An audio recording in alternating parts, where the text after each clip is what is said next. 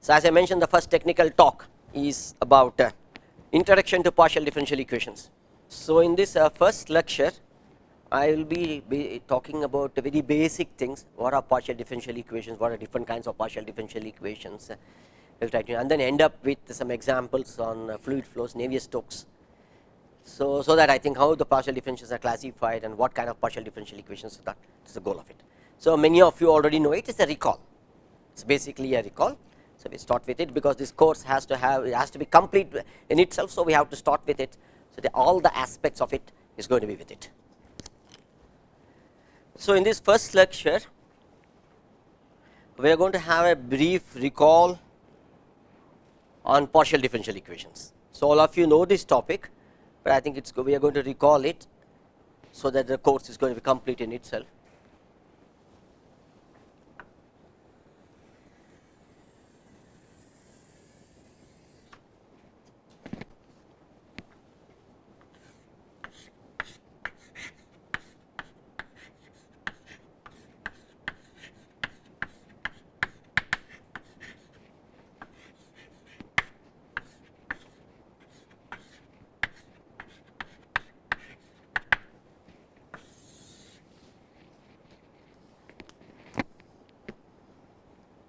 So what is a PDE or what is a partial differential equation? It is an equation involving unknown function of two or more independent variables and its partial derivatives, right. So for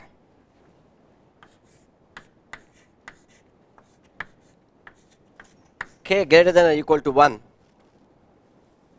let us consider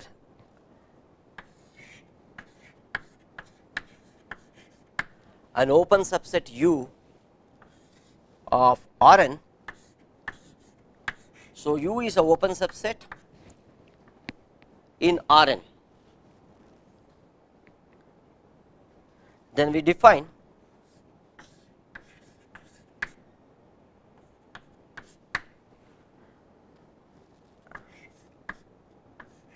an expression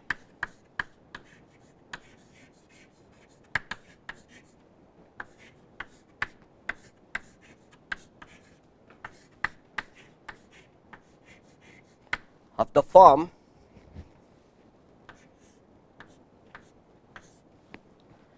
f of dk u of x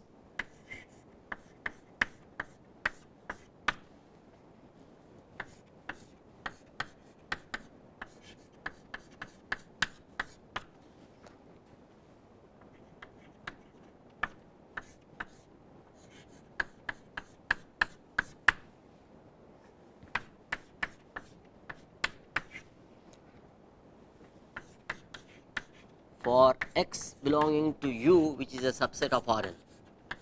That means x is an n-tuple. So that is so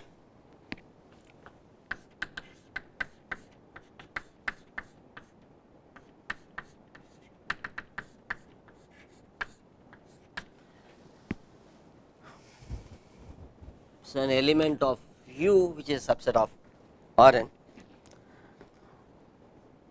So this expression is called a partial differential equation.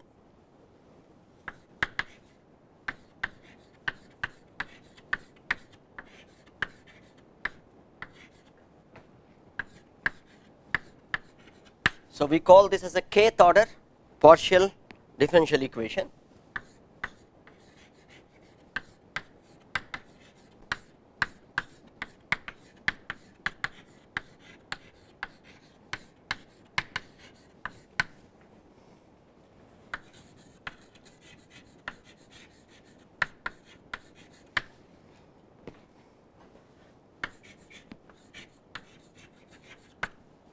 So where what is f? F is basically a mapping from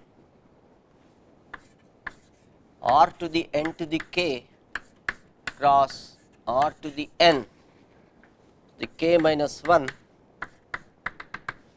so on,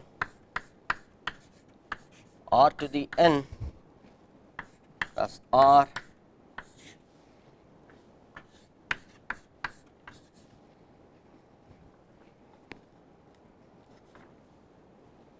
so this function is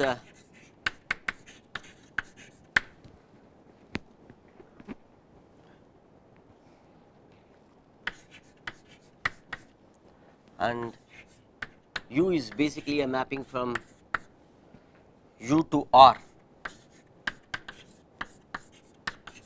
That's the unknown.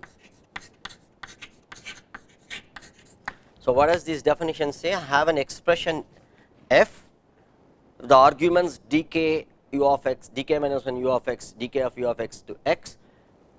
This is called as the kth order partial differential equation, where this f is nothing but a mapping from R to the n to the k. Right? I suppose you understand why it is n to the k, because there are so many different partial derivatives. We have n-tuple, right? So you have this is an n-tuple there. Accordingly, there are so many derivatives which are going to come into the picture there with respect to x1, x2, x3, x and all the directions. So it's a mapping from this corresponds to R to the n to the k, and this is in R to the n to the k minus 1 and so on, and x is in u. So each of this is saying that where the argument is lying, and where this is going, all this is going to real line. So each of the arguments that you have here is in the corresponding spaces.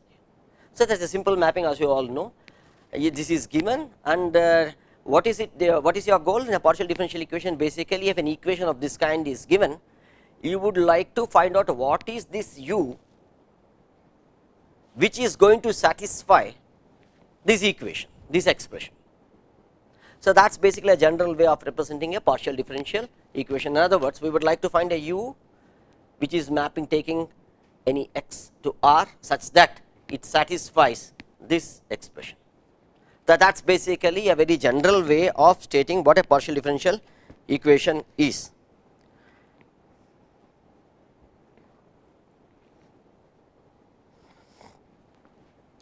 So by the solution we mean we would like to find a u which satisfies the expression.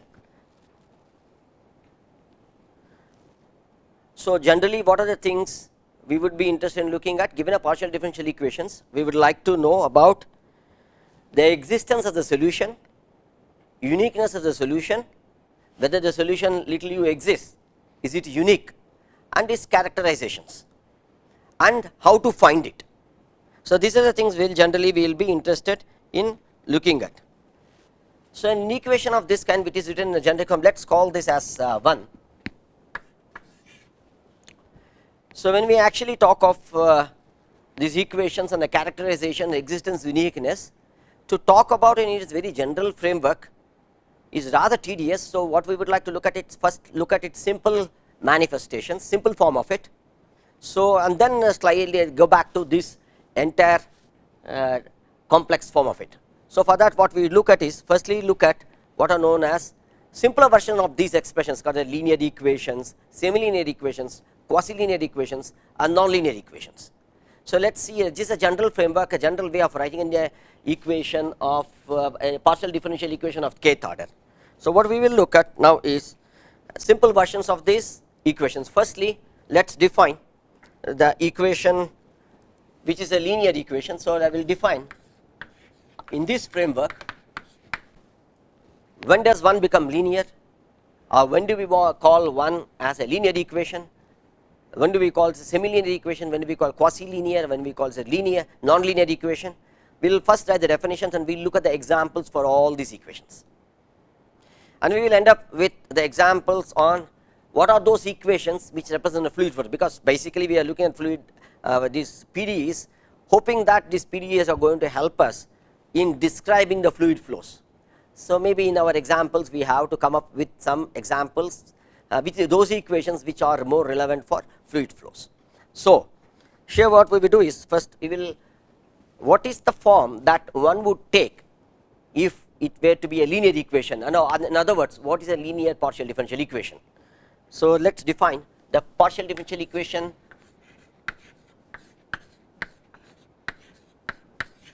So, the PD1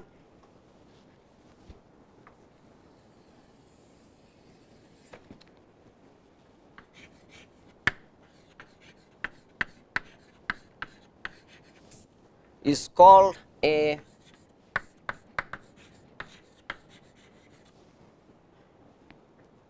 linear partial differential equation if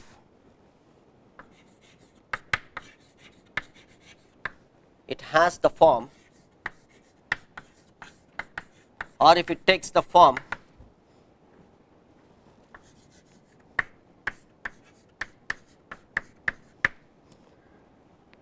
mod alpha less than or equal to k a alpha of x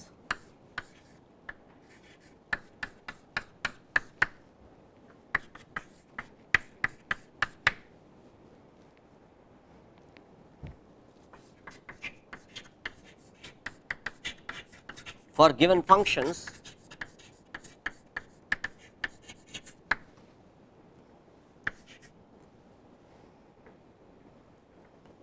a alpha, where mod alpha is less than or equal to k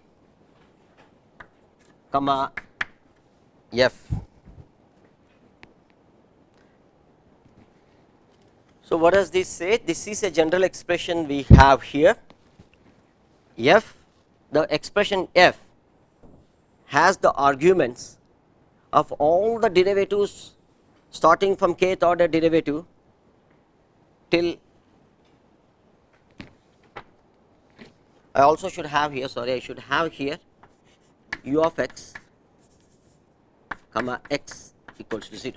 It also should be there, starting from the kth order derivative to the function and the argument x. So, in this, what is that it is looking at? So, it is going to be a linear equation if it f takes this form. What does this say? This says that all the coefficients that are, that is an expression, one of the possible expressions for f. So, all the coefficient functions are independent of the variable u here. There a alpha of x, there are some known functions, they may be variables, but they are independent of the dependent variable u. So, in this way, on the right hand side, what you have is simply the function of the independent variable. So, both the left coefficients on the left hand side and the right hand side function, they are all independent of the dependent variable u. So, if my expression f takes the form, suppose all of you understand what is this, is a kth order partial differential equation.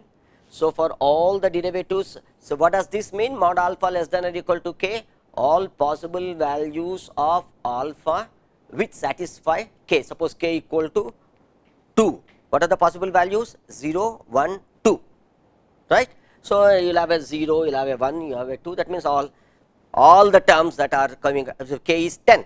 So, 0 to 10, all of them are. So, all the orders have got coefficients which are only functions of the independent variable, and there is no dependent variable which is coming up as a coefficient in any of these terms, and the right hand side is completely a function of the independent variable only.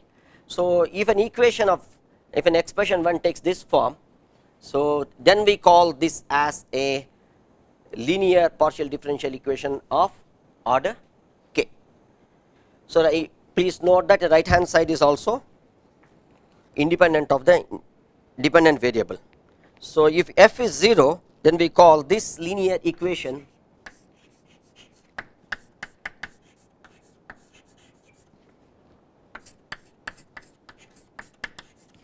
it is called homogeneous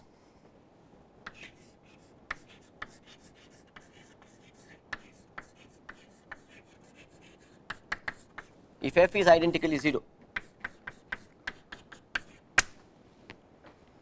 So, if f is identically 0, then we call it as a linear, it is called as a homogeneous linear partial differential equation of order k. We will look into the definition. Let me first define all these things, and then we will look into the various definitions, and then we will be able to various examples for this. Or if you want straight away, let me first define of linear, semi-linear, and quasi-linear and non-linear, then we can look at the examples for each one of these cases.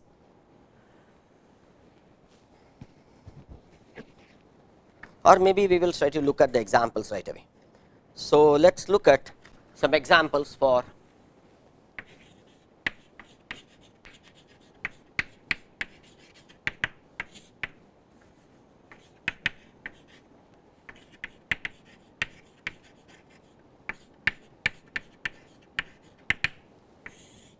I want to list here quite a few examples which have got lot of practical relevance.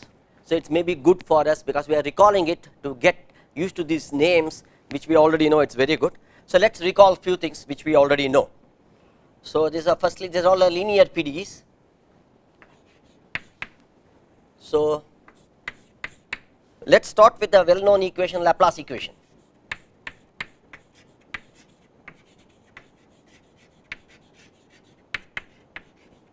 So, what is the Laplace equation? Laplacian of u, which we can, if you want, you can write it in this fashion.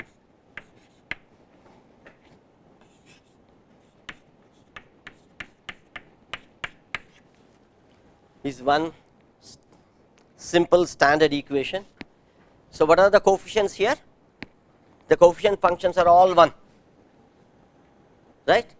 So, all these things are 1, and the right hand side f is 0 in this case, is a homogeneous equation.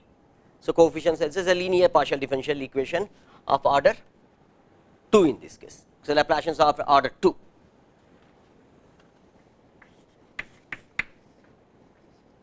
But look at this another standard equation which has got practical importance, Helmholtz equations.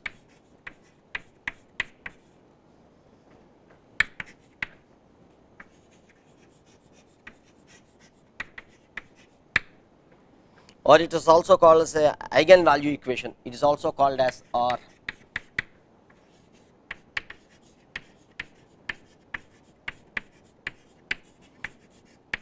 So, one of the very standard equations,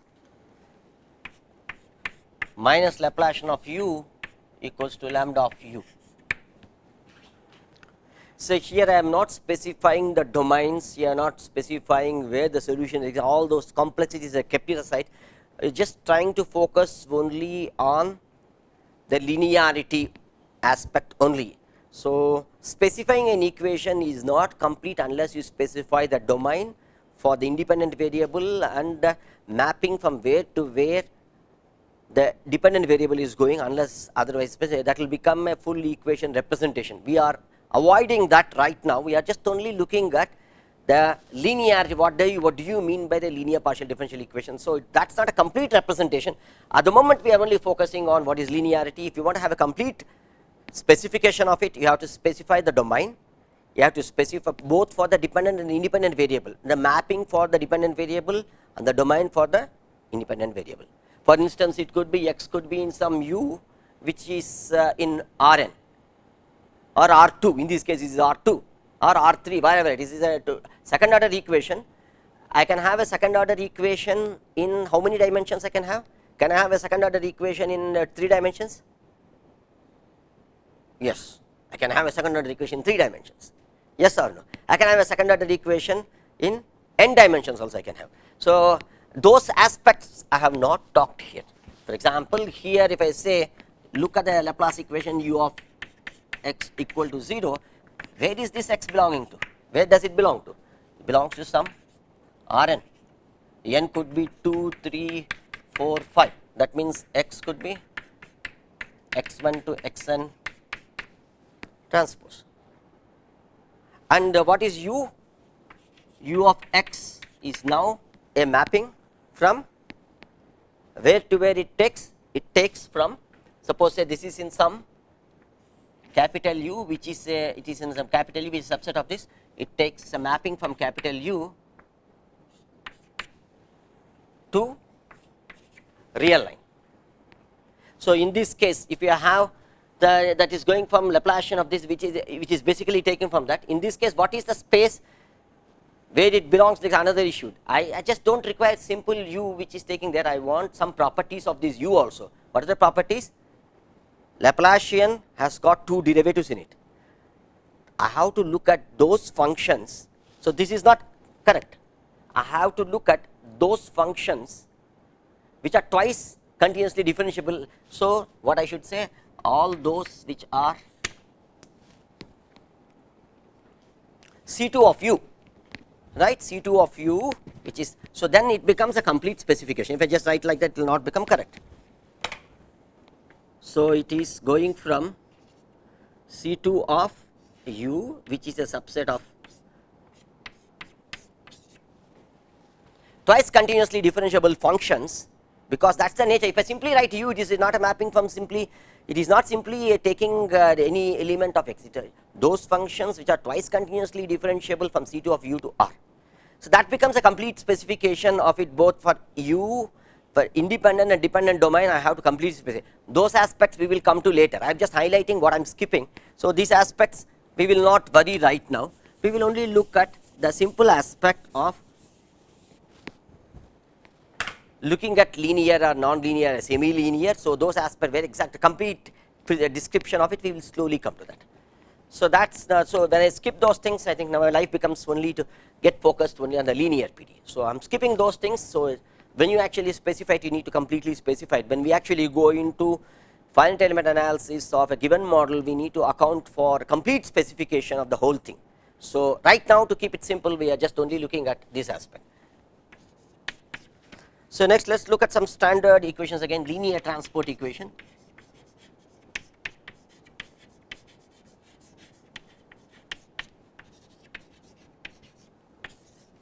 So what is a linear transport equation? So there is time involved. Let's denote the time by this. So how u is varying with time.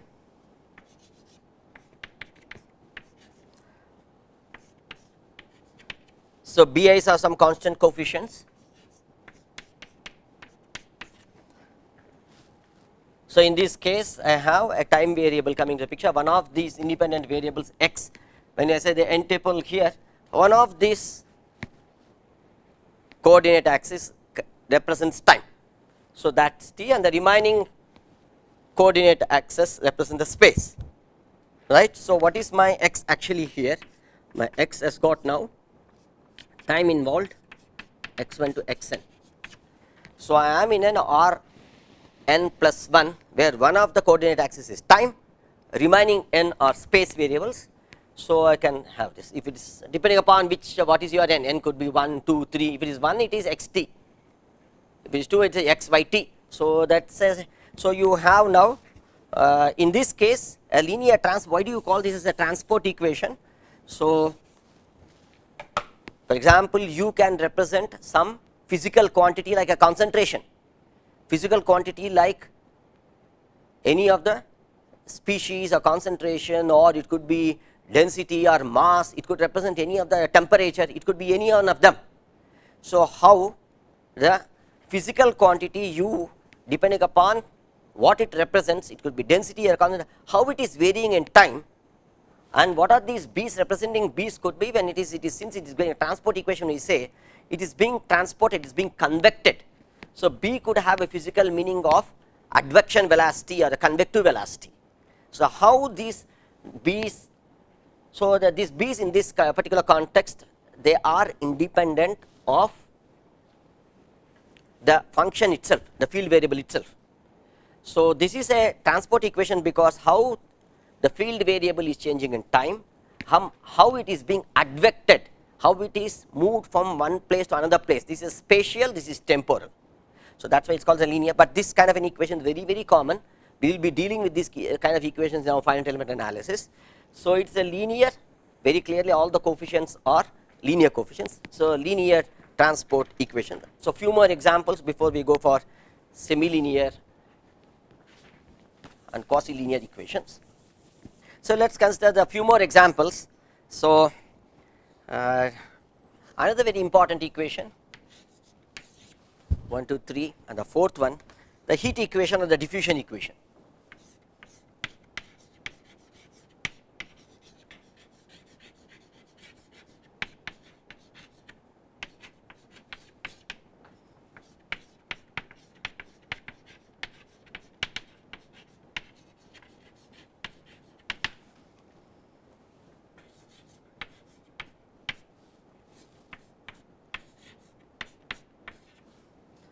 Right. In this case also the coefficients are constant, and it is what? What is the order of the equation? What is the highest order derivative that comes in the picture there? Depending upon where we are. What Laplacian is a heat equation in 2 or 3 dimensions. Normally we talk in Laplacian in 2 dimensions and Laplacian in 3 dimensions. It could be in 2 or 3 dimensions. Right. So, the Laplacian is at 2 or 3 dimensions, and the order of the equation of course is second order equation. Right. So, then let us recall some other equations, some standard equations which are generally used in the physical world. Schrodinger equation.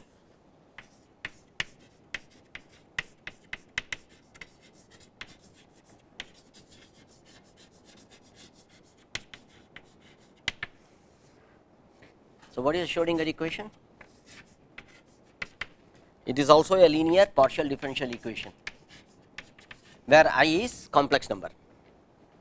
That is basically the Schrodinger equation. Then we have another very standard equation which is called the Kolmogorov equation.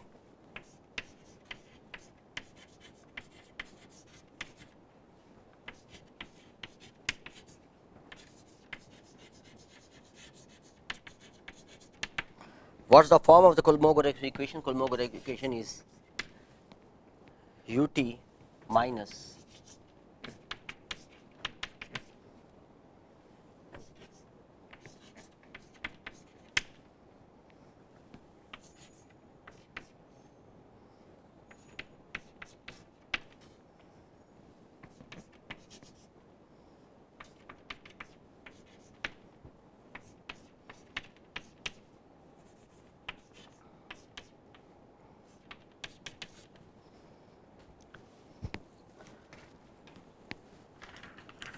I am writing this so that we are familiar with some of these names. I think it will be nice to know these are all the linear equations which are largely used in the real life applications.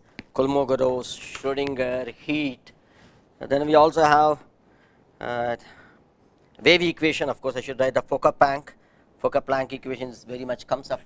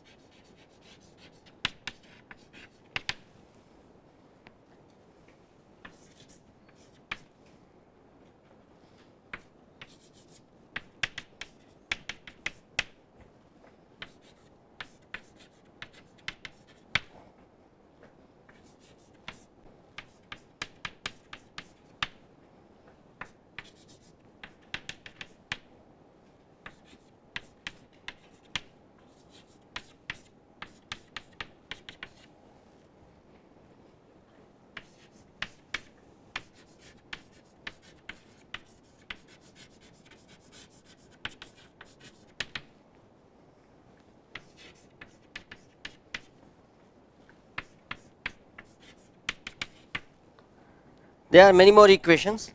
So, wave equation, Airy's equations, beam equation and so forth, etc. I will just put an etc. here. Right.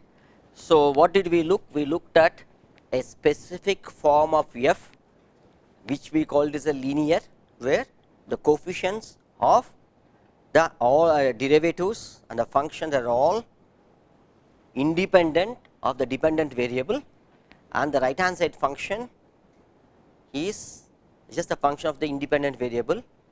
So, if it is equal to 0, we call it as a homogeneous, and there are a number of equations which are of practical importance, and it is etc. There are a lot more equations, the beam equation, Airy's equation, generalized wave equation, and so on and so forth. There is a host of equations. These are all very important set of equations and many more. So, now we looked at one form of an equation which is called as a linear partial differential equation. Now, let us go back to the definition. What is the next set of the equation? Then the next set of the equation is semilinear equations. We looked at one form of f and we called it as a linear partial differential equation of order k. So, now we will look at, go back to the definition again. So,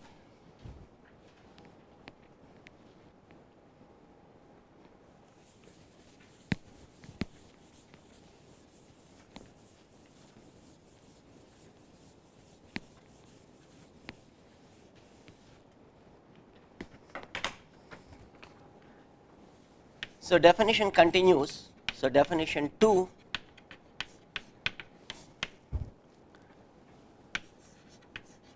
the partial differential equation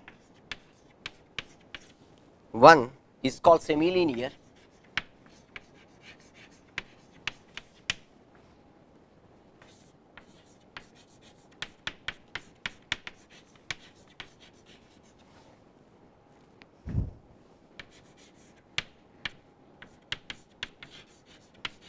So, if it has the form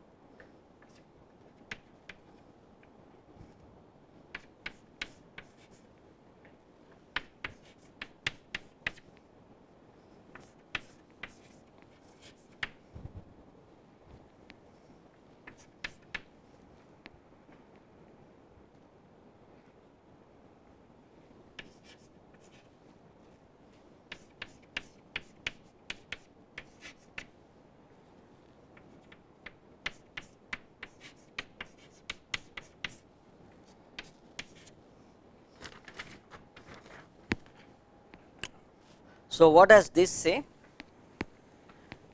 The f expression that we have now is taken a form like this. It says that k is the highest order. So, the coefficient of the highest order term can be u or can be any of the derivatives up to the order k minus 1, but kth order is not allowed. And here these are all the, this is what is the coefficient here looks like, and you can have a term and nonlinearity in terms of this, you could also have a nonlinearity in terms of this. An equation of this kind is called as a semilinear partial differential equation.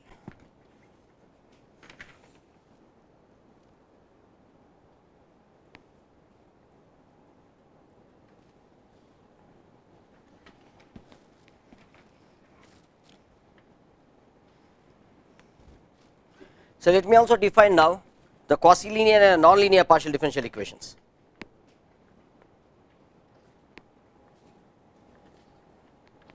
And then we go to the examples there.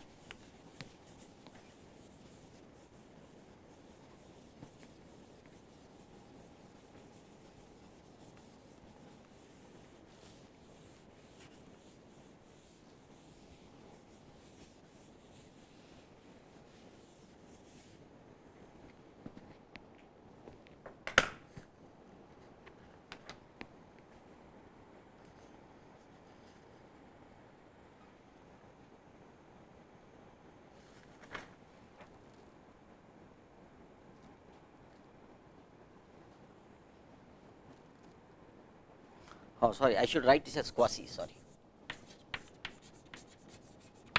So, the PDE of the form is called a quasi-linear equation. If it has got, for the highest order derivatives, I can have multiples as the lowest order derivatives here, and I have rest of the terms, I can have a non-linearity in terms of other things here. Okay. Now, let me also define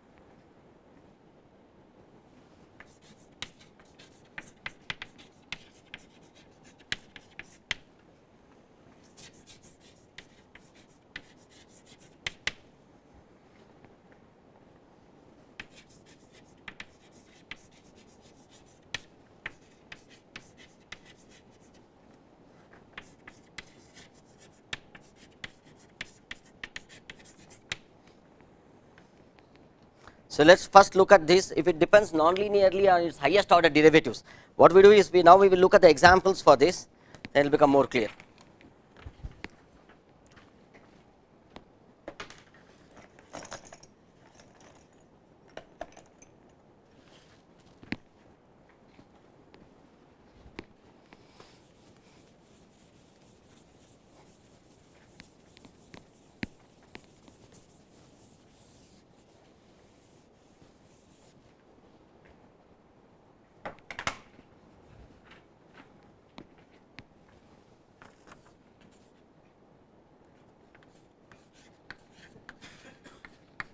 So, we will straight away look at the examples for the nonlinear equations. Once again, we will recall some examples from the literature.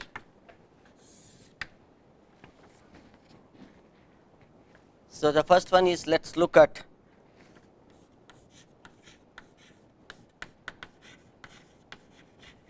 nonlinear Poisson equation.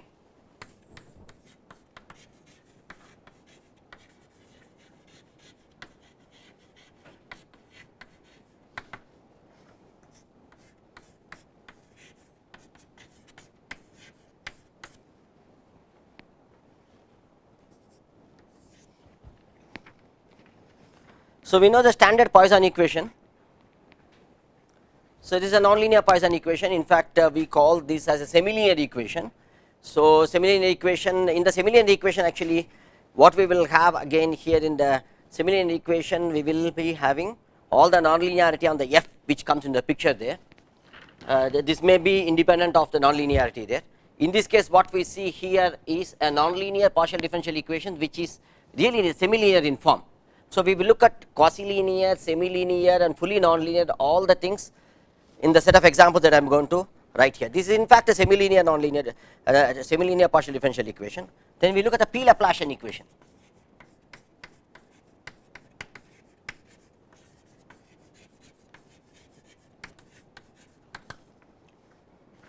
So, what is the P Laplacian equation? Divergence of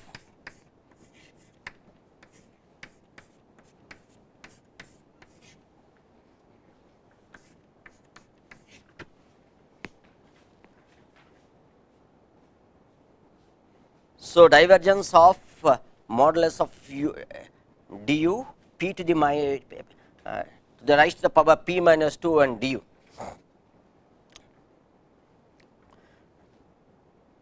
So, this equation is in fact it is a nonlinear equation and it is of the form quasi or fully nonlinear. In fact, it is a fully nonlinear equation. You will have on the divergence and Laplacian of u to the rise to the power p. Actually, if you write it Laplacian to the power p, it comes up, it is a fully nonlinear equation. So, you can look at the equation which is another standard equation from geometry. It is a minimal surface equation. P could be any value greater than 2. It could be any value there, usually it is greater than P Laplacian, usually we will talk about it. Any value greater than this, and if it is P is equal to 0, then it becomes a standard Laplace equation, right. It could be any equation. So, P equal to 2 is also allowed, but it will become a standard equation. So, minimal surface equation from geometry.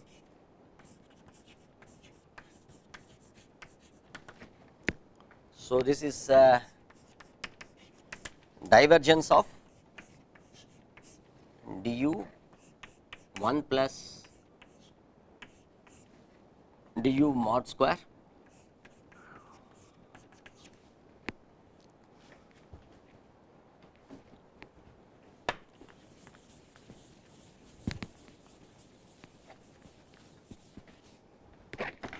So, let me write a couple of more examples here, some standard ones.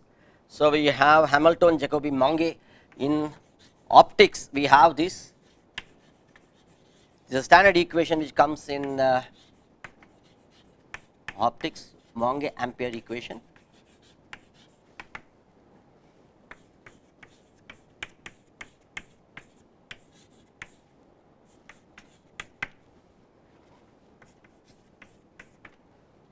So, when you are dealing with the hyperbolic conservation laws, Hamilton-Jacobi is very common.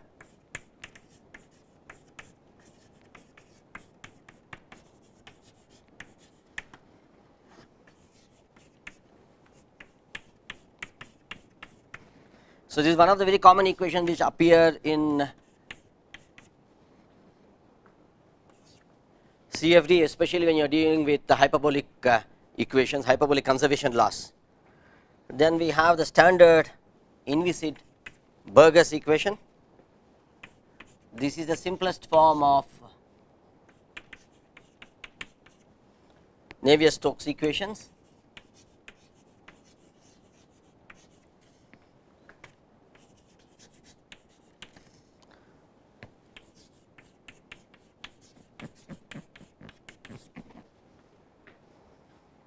So, in fact, that is a quasi-linear equation. So, non-linear, it is a quasi-linear equation.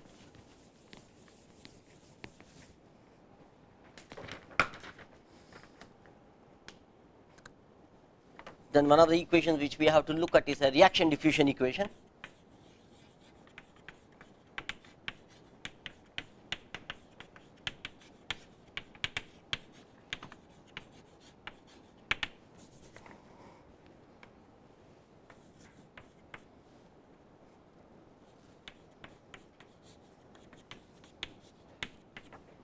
So, in fact, what we have written is a scalar reaction diffusion equation. What is scalar? There is only one field variable, u is the only field variable. At any point there is only one field variable, there can be more than one field variable, then it will become a vector version of the equation. We will look at the vector versions of the equations also, and few more examples. So, you can have equation from Porous Media.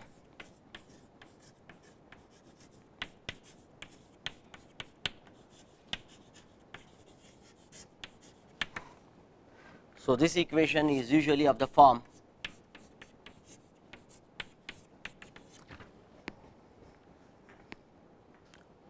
you can have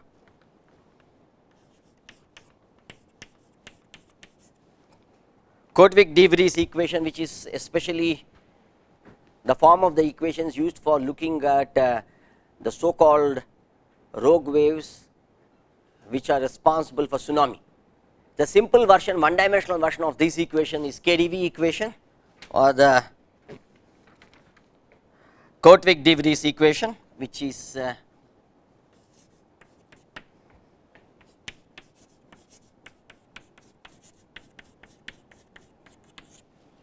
is again a semilinear equation, but a third order semilinear equation, and so on. There are lots of equations of this kind which are all of I have written these names are all familiar because they are all dealing with real life phenomena. So, I think it is the equation that we have to look at are all very significant set of equations.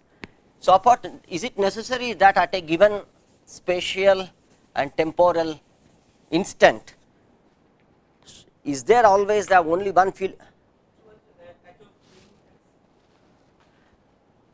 That is a function of H is a Hamiltonian. So, a Hamiltonian is a function, it is a function of whatever you have is a function of this operator and x, right. So, it is a Hamiltonian-Jacobi, that is a standard way of writing a Hamiltonian-Jacobi equation. So, if you give the expression for it, then you will become Hamiltonian-Jacobi. So, Hamiltonian is a well known thing, so usually in the conservation laws it is coming up. So, they write it in the short form like that, right. It is since it is a function, it is a nonlinear thing, it is not a linear thing. So, we can also have a system of equations. System of equations come into the picture mainly because at a given space, spatial location, there can be more than one field variable of interest. For example, simply if you are just looking at the weather prediction problem, at any point in the space in the atmosphere, what are the things which we will be interested in? Velocity of the wind. So, velocity of the wind, how many components are there? U component, horizontal component, vertical component, and there are two horizontal, and also we have a transverse, vertical, and also an x, y, z deductions. So, the three components which come into the picture there, if you were to use x, y, z as your coordinate system, and you also have a temporal, and you also have a pressure, and you have a density, maybe you are interested, and then you may also have the moisture content, you may have different kinds of gases So, they are different species. So, you may have your moist content, you may have different species or different like oxygen, nitrogen, different gases are present. So, these are all different concentration. What is the level of each of these concentration? So, at any point in the space, you may have several things of interest. You may like to know the density could be a variable, it could be a density of anywhere, a density of the water or a density of the air, if the air is what you are focusing at, or it could be the temperature, or it could be the concentration of different species, concentration of oxygen, concentration of nitrogen, concentration of different gases which are there in carbon monoxide, the different kinds of things. So, at a given spatial location at an instant, we may have at every point several quantities which we called as a field variables or dependent variables, which we need to account or which we need to find out. In that case, one single equation is not going to be helpful for us. We need to have an equation for each of these field variables of interest, and that is how the system of equations come into the picture there. So, we also have a system of partial differential equations. So, some examples for the system of partial differential equations. So, in the system, once we have a linear system, we have a nonlinear system. Just to close it, I will say the linear system of partial differential, nonlinear, I will write a couple of examples and then we get an idea on that. So, system of partial differential equations are important for us for the simple reason which I have mentioned. So, first let us look at linear system. So, in a linear system, what do you expect? I have an equation for each of the field variable, and each of these equations are linear. So, I may have, depending upon how many field variables of interest are there at a given spatial location at an instant. So, I may have those many equations. So, simply the equilibrium standard example here is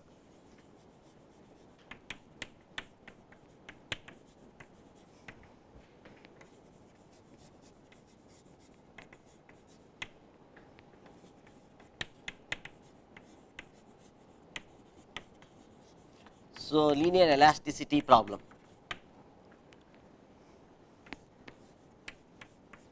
So, I am using this bar to indicate that u is a vector, no more a scalar function. It is a vector function. U could be u1, u2, u3 depending upon the dimension in which you are looking at.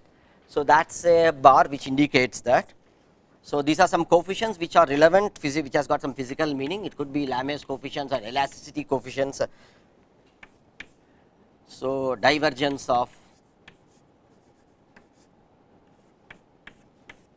So, this quantity need to be appropriately interpreted. Now, you have a divergence acting on a vector divergence of a u bar, that is no problem there.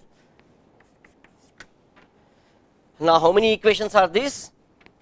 I have written this in a compact form, I have written a simple equation. We all know that it is written in a tensorial notation.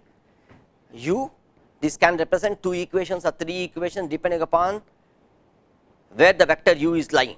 If u is in R2, then it is set of 2 equations. If u is in R3, then set of 3 equations.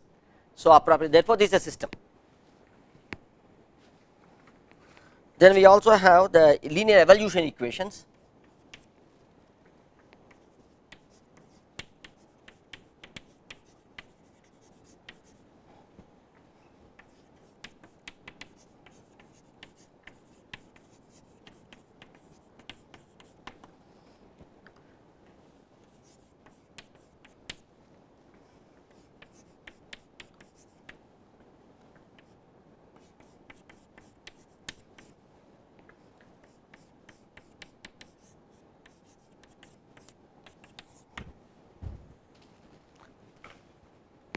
Then we have the standard Maxwell's equations, electromagnetic radiations, the way they propagate electromagnetic waves, propagation of that we know that it is all governed by Maxwell's equations.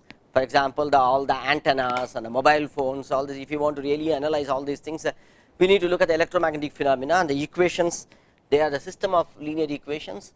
So, they are the Maxwell's equations.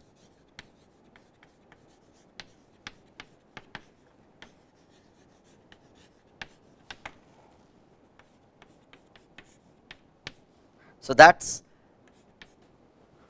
the electric vector, how it is actually changing in time. B is the magnetic vector.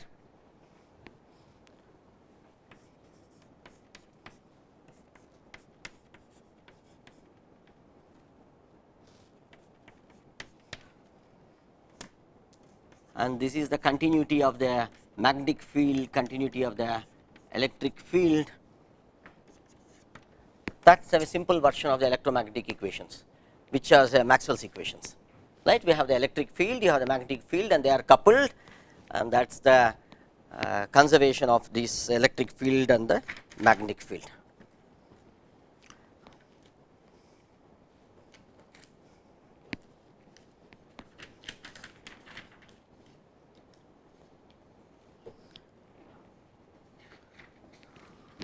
And we have, so let me, since we are going to deal with fluid mechanics, we have to look at few of the nonlinear equations representing fluids. Already we have written few of them. Transport equation, we look at it, is already there. We have porous media equation, we have looked at reaction diffusion equation. In fact, KdV equation, all these things come directly under that. So the system of, now these are all the linear systems. Now let us look at some nonlinear systems. A linear system of equations. Now we will look at nonlinear system of equations.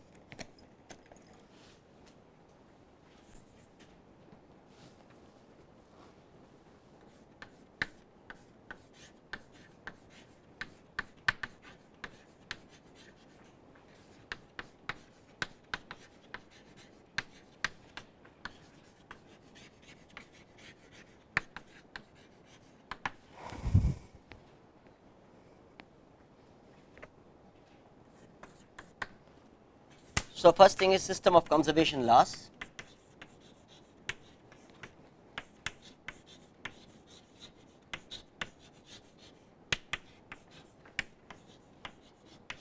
Which is largely seen in the context of computational fluid dynamics. So you have an equation plus divergence of f of u bar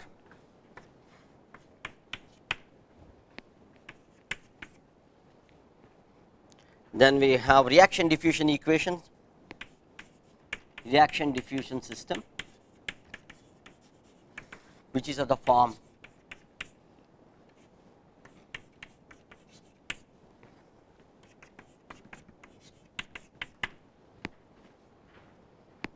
right. Now this all earlier we have written a scalar reaction diffusion equation, now it is a vector reaction diffusion equation, and it is nonlinear because you have a nonlinear term coming into the picture there.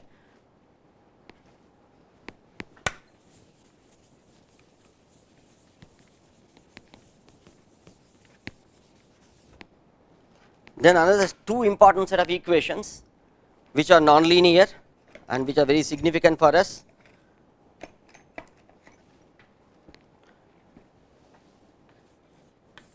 The Euler equations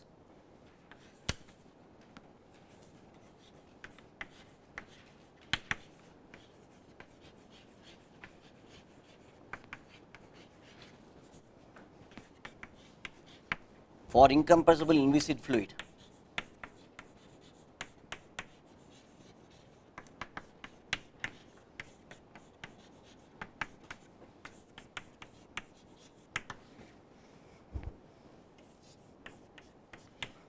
So this, in fact, this is one of the equations which we will be looking at.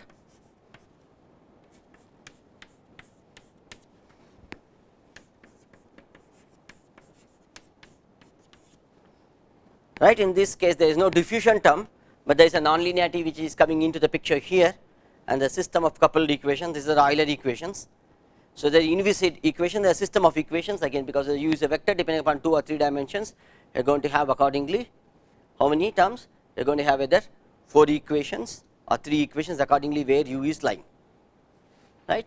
So the Euler equations is something very important in computational fluid dynamics, especially when you are dealing with incompressible inviscid flows. Euler equations become very, very important. And the next important thing is Navier-Stokes equations, which are nonlinear equations, which we will be looking at. In the linear equations, probably system of linear equations, I should have mentioned Stokes, but anyway when I mention nonlinear equations here, when I write as Navier-Stokes equations, which we will be looking at in this course quite good many times, Navier-Stokes equations.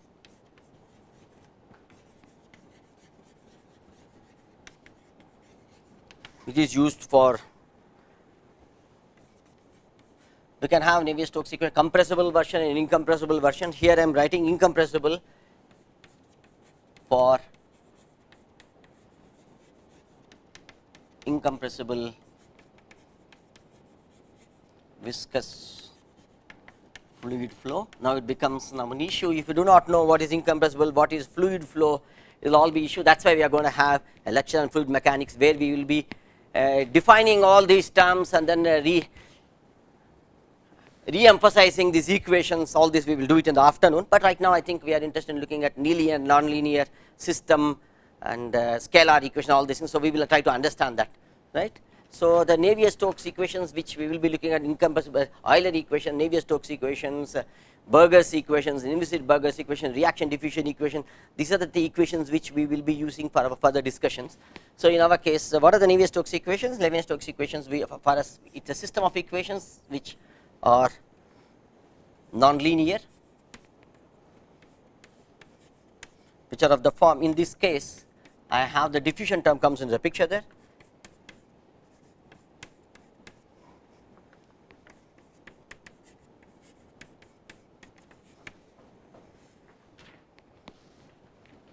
Right. So I have a system of equations depending upon the dimension where you are looking at, depending on the number of the field variables, where 2 or 3 is going to be 2 dimensional or 3 dimensional. I will have, so this is going to be, I have a nonlinearity coming into the picture here there. So I have a system of equations. This represents 2 or 3 equations depending upon whether you have 2 or 3 dimensions. So we will be focusing on these kind of equations and do the variational multiscale finite element analysis for this. Okay. Now we have an idea fairly about what are partial differential equations, how these partial differential equations are classified in terms of linear, quasi-linear, semi-linear, non-linear equation. We have just looked at it. So why we have to look at it? When we actually develop the numerical methodologies, we have to actually look into what happens when we move from the linear equation, non-linear equations. Well, will the same scheme work? Do I need to look in differently? The classification helps us actually while writing out. We know that under each class of equations, under each kind of equation, there is a class of physically important phenomena which is taking place. So I do not need to have only a generalized method which can handle a highly general nonlinear equation and apply for a linear phenomena, because you will be developing a high sophistication, and to handle a simple problem you will be using a lot of sophistication. You don't need to do that. So we classify the equations. It also facilitates us. Maybe some simpler version of the methodologies are applicable for linear problems and semi-linear problems. When the problem itself becomes complex, then I need to look at the complexities. So it is something like, if I want to break a small stone, I don't need to bring in a big boulder and then try to hit upon it. Maybe a small hammer will do that. So I don't need to have a big breaking mechanism. I think, okay, I don't have to bombard it and then break into small pieces. I need to use appropriate methodology there. That's why the classification helps us. So we also develop, when we develop the schemes, classical finite element method is probably very useful in very many linear problems. When it fails, then you need to improvise new strategies into the existing framework and come up with a new version of the finite element method to handle the situation which is different from the classical situation. So it becomes semi-linear, quasi-linear. That's why this classification also helps us. When you have a methodology maybe for the whole class of linear problems, probably this is true. When I go for some sophistication, I have to improvise some sophistication into my basic framework of the numerical methodology also. So depending upon, once you identify the equation, it becomes important what form of numerical scheme I should really immediately adapt. I don't want to adapt a very general framework to attack a very simple problem, because I will be investing a lot of energy into it. So that's why it becomes very important and crucial for us to identify the model itself. So once we identify the model, then I know whether I should go for a simplified version of the methodology, or the classical version of the methodology, or a refined version of the methodology, or an newly improvised version of the methodology, right? So that's why I think we need to understand when an equation is given, whatever model, when you end up with a model, what is the framework in which the model is, under which framework, under which classification it falls. If you understand, then it becomes a lot more easier for you to do the problem in a optimal way. So nobody would like to do the things in a complex way. People would like to invest minimum possible energy in getting the solution out. That's why this classification, understanding the classification it becomes meaningful for us when we want to attack a problem to get a physically meaningful and acceptable solution. So now what we do is some basic comments on after having classified. So what are the basic things that we need to really look at to appreciate these models? We have a lot of models there. After having the models, should we blindly jump about solving these models? So 11:15. So I will take another 5-10 minutes. Then we will stop it. Okay. So now we have to look at what are known as, given a model, should we directly jump on it and try to attack the model? So we should not obviously do that. So we have to look at what is called the well-posedness of a given model. That's called the Hadamard's well-posedness of a model. So a model can be properly defined or improperly defined. So how do we say whether a model is properly defined or improperly defined? That's a simple way of putting it is Hadamard has come up with set of conditions which calls the Hadamard's well-posed condition. I will just state this condition, we discuss these conditions. So before we attack a problem, we need to look at it from the Hadamard's well-posedness point of view and appreciate it. Once we certify it, yes, it satisfies the well-posedness, then you look at the next stage. So I will state this Hadamard's well-posedness before we break for tea.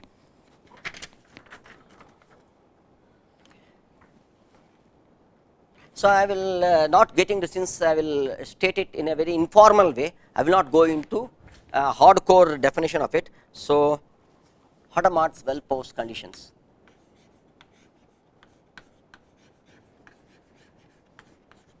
Is this color clearly visible? No. So I should go for a yellow, I guess. Yellow or white. So ये भी सही नहीं है ना?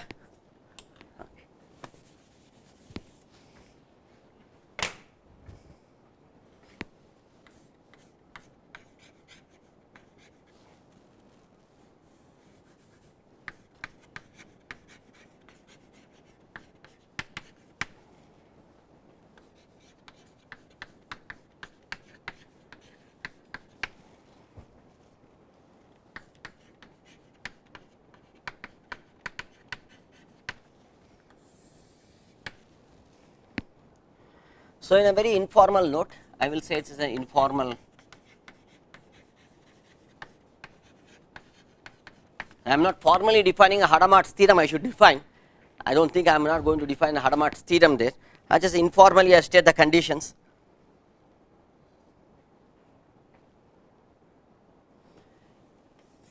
So I will just state it in a very informal way. Generally, a PDE is well posed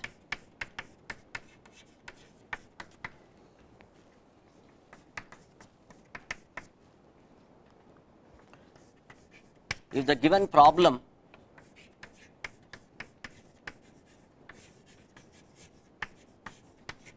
has a solution, this solution is unique,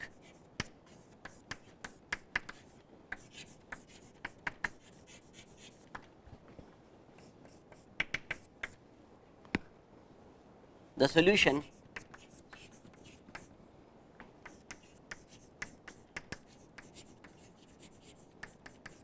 continuously depends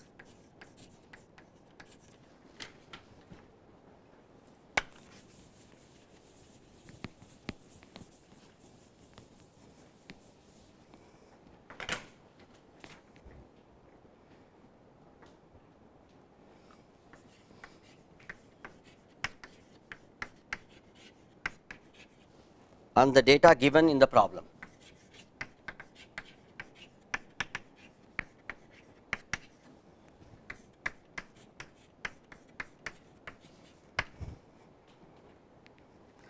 So these are very important, three important conditions which are informally stated. There is a formal statement for Hadamard's theorem and there is a proof for it. We will not worry about it. So firstly, a problem, whenever we consider model, make sure that the solution exists for it. So existence, proof of the existence is a very important aspect. So one has to make sure that you prove the existence of the result solution for that PDE. Then that solution, that whatever you are defining, because it is dealing with a phenomena.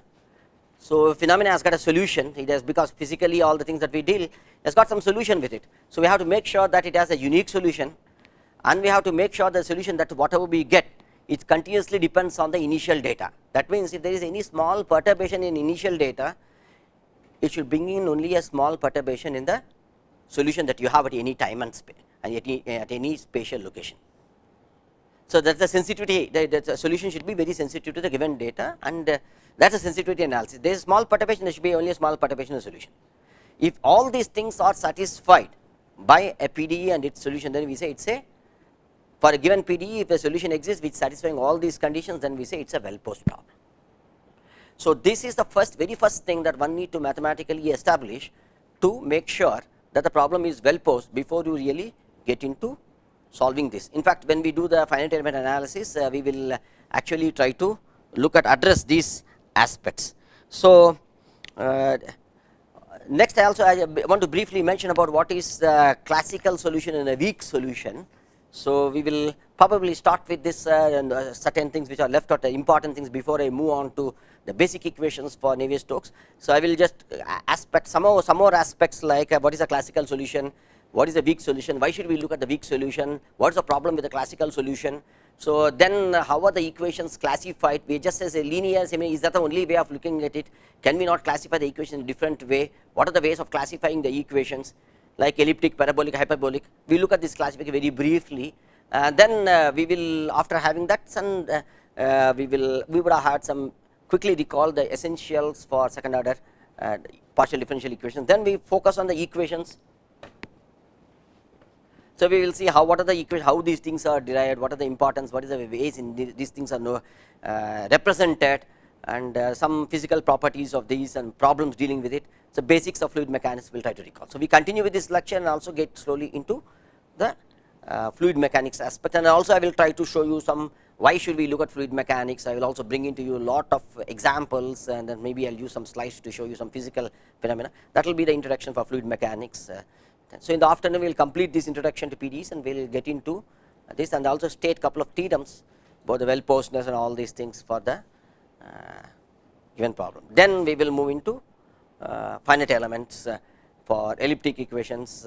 We start off and then we proceed further. So, with that maybe I will close for now.